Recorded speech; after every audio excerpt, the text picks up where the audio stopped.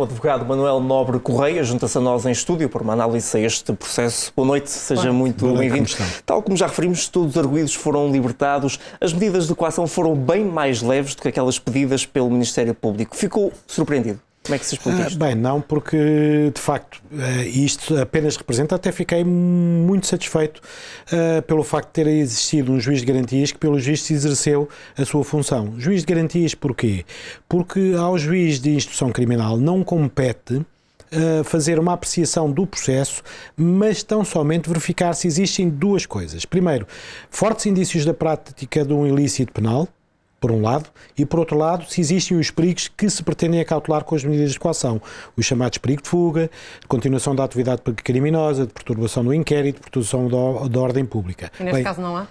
A perturbação da ordem pública já existe neste momento, por outros motivos políticos. E, portanto, aquilo que o juiz de instrução disse, eu tive acesso a apenas uma pequena fração do despacho de aplicação das medidas de coação, é que não se verificam fortemente indiciados os crimes de prevaricação, que é um crime de um decisor, portanto é alguém que decide contra a lei, e o crime de corrupção, quer na vertente ativa, quer passiva, mas apenas um outro crime que não vinha mencionado, que era a oferta, pelo que eu percebi, a oferta indevida de vantagem a titular cargo político e o tráfico de influências. Ora, se nós pensarmos a enorme disparidade que existe entre aquilo que era pedido pelo Ministério Público e aquilo que na verdade foi aplicado pelo juiz de instrução criminal, a quem compete aplicar medidas mais gravosas que o mero TIR, porque o termo de identidade e residência é residual. Independentemente de qualquer outra medida de coação a que acumula, se houver, presta-se sempre o termo de identidade e residência. E acha que podemos esperar recurso por parte do Ministério Público, isso tendo em conta iremos ver. Aquilo que existe medidas muito mais gravosas, sobretudo aqui para Vítor Scária e Lacerda Machado? Pronto, aquilo que acontece, na minha opinião, é extremamente simples. Das duas, uma. O Ministério Público pode ter tentado, passa a expressão, jogar o barro à parede. Ter tentado ver se estas medidas de coação passavam, por qualquer motivo entendeu que elas eram convenientes para a investigação, para salvaguardar a investigação. Se for esse o caso, obviamente poderá conformar-se, até por uma questão de inutilidade, poderá conformar-se com a decisão que foi preferida relativamente às medidas de coação pelo JIC. Se de facto está verdadeiramente convicto da utilidade para a investigação e da necessidade da aplicação daquelas medidas de coação, então garantidamente irá recorrer. Parece-me que mal ficaria eu pedisse medidas que entendesse que eram mesmo verdadeiramente necessárias, pela sua gravidade, que depois não tentasse sustentar. Portanto, eu acho que é expectável, não sei se será essa a decisão, mas acho que é expectável que possa haver um recurso das medidas de coação. Isto poderá também dar indícios daquilo que será a acusação? Não. Bom, o despacho de indiciação muitas vezes, não quer dizer que seja este o caso. E esta é uma criminalidade extremamente complexa e de difícil prova. Atenção, provar este tipo de crimes, a criminalidade económica ou financeira, é uma tarefa hercúlea. Mas também existem meios alocados ao Ministério Público que lhe permitem chegar bastante longe, como por exemplo estas interseções às quais durante 4 anos a defesa nem soube que estavam a ser feitas, só soube agora quando confrontada com a situação. Agora, normalmente podemos dizer que aquilo que virá, se vier a ser proferida a acusação, não andará muito longe daquilo que está no despacho de indiciação que pede medidas de coação. Atenção que isto é um despacho, não é um despacho normativo no sentido em que aqui, ou processualmente muito relevante, no sentido em que marca, digamos, a sua posição processual, mas indicia aquilo que o Ministério Público tem como mais ou menos provado para proferir uma acusação.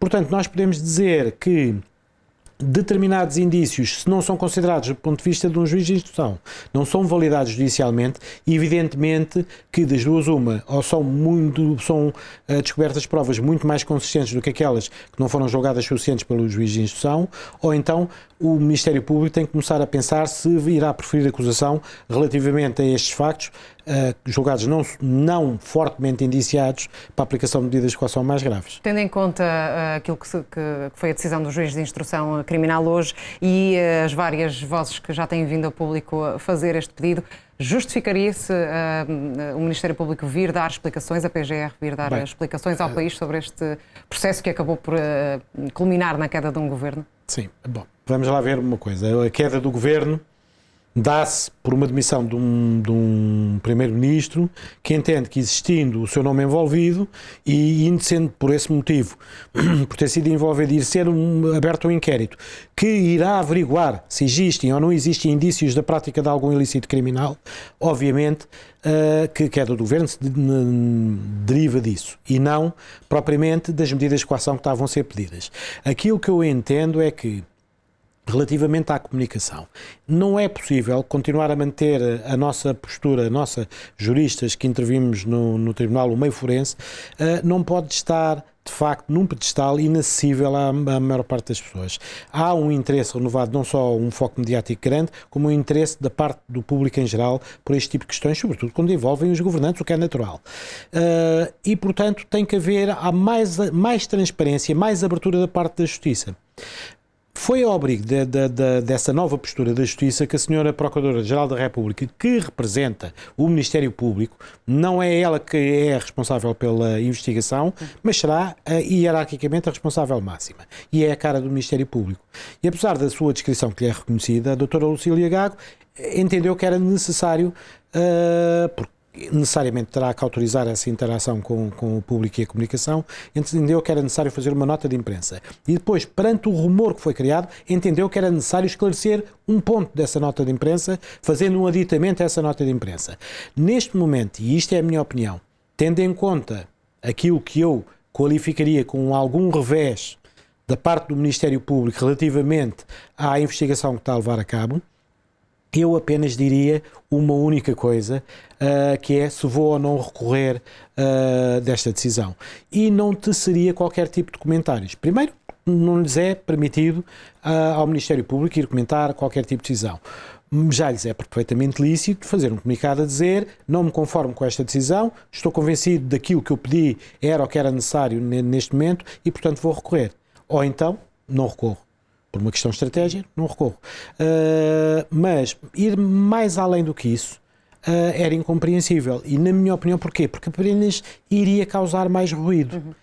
Acho que o ruído já é muito grande. Acho que a imagem que perpassa do Ministério Público, bem entendido, que perpassa para o público em geral, ficará, de certa maneira, afetada. Porque, digamos que a partir do momento em que existe esta notícia, ou aquilo que o público espera é que exista, digamos, uma condenação, se for o caso de um julgamento, claro, ou a aplicação das medidas de coação graves, se for o caso, como é aqui. Agora, aquilo que a mim me parece, e eu volto ao princípio, é que, de facto, na minha opinião, a Justiça funcionou. Muito bem. Manuel Nobre Correia, muito obrigado. Muito obrigado. Até uma próxima oportunidade aqui na Record TV. Obrigado e boa noite.